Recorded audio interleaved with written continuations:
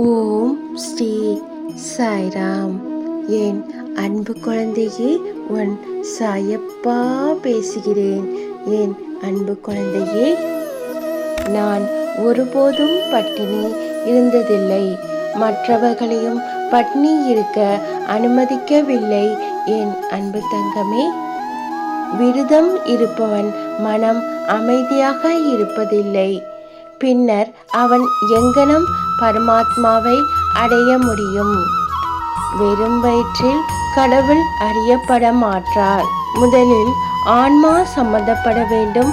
நமது எல்லா உறுப்புகளும் அதற்குரிய போஷாப்பை பெற்று நன்றாக இருக்கும்போது கடவுளை அடையக்கூடிய பக்தி மற்றும் பல சாதனைகளை பெற முடியும். என் அன்பு செல்லமே, அல்லாஹ் மாலிக்